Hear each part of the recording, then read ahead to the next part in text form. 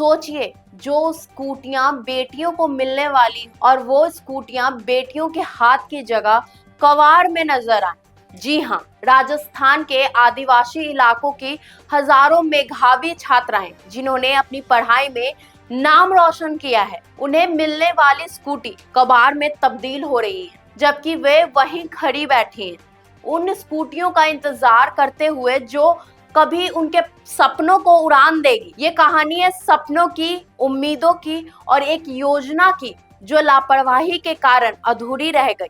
आइए जानते हैं क्या है कालीबाई भील स्कूटी योजना और कैसे ये स्कूटियां खुली हवा में खड़ी खड़ी कबाड़ बन गई हैं।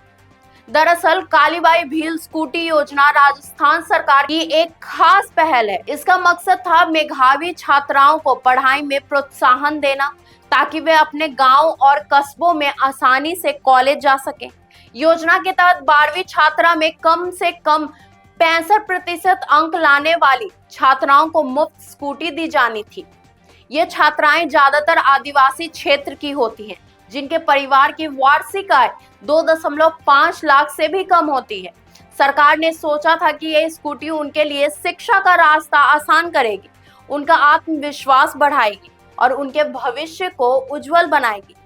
लेकिन उम्मीदें तो बड़ी थी, मगर हकीकत कुछ और ही निकली। 2022-23 में 1168 छात्राओं में से केवल 168 को ही स्कूटी मिली। बाकी 1000 छात्राएं अभी भी इंतजार में हैं। जहां ये स्कूटी उन्हें मिलने की बात थी, वहीं वे डंगरपुर जिले के गोकुलपुरा में टीवीएस डीलर के बारे में धूल फांक रही है। हवा, बारिश और धूप के कारण उसकी हालत दिन ब दिन खराब होती जा रही है। नतीजा ये हुआ कि नई नवेली स्कूटी का रंग उतर गया, तार टूटे और बॉडी भी जर्जर हो गई। सबसे बड़ा सवाल उठता है कि आखिर ये स्कूटियां कबाड़ में क्यों पड़ी हैं?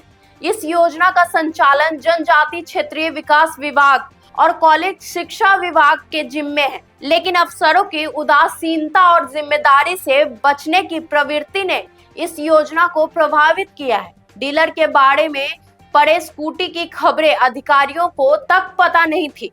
कॉलेज निदेशालय के कुछ अधिकारी तो मानते हैं कि उन्हें इसके बारे में कोई निर्देश ही नहीं मिला।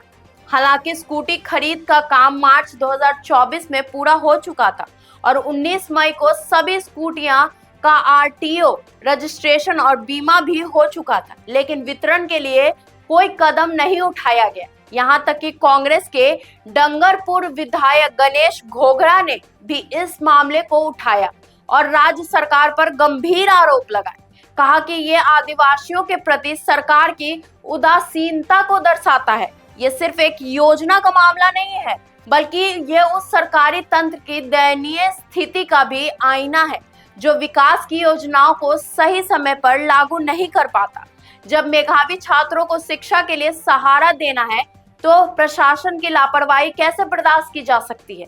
इन बेटियों का हक है कि उन्हें उनके सपनों तक पहुंचाने का रास्ता मिले, ना कि उनके सपनों को धूल में दबा दिया जाए। आज भी डंगरपुर के एक बाड़े में खड़ी ये स्कूटी हम सबके लिए एक सख्त संदेश है कि विकास तब तक अधूरा रहता है जब तक उसका लाभ सही समय पर और सही लोगों तक नहीं पहुंचता।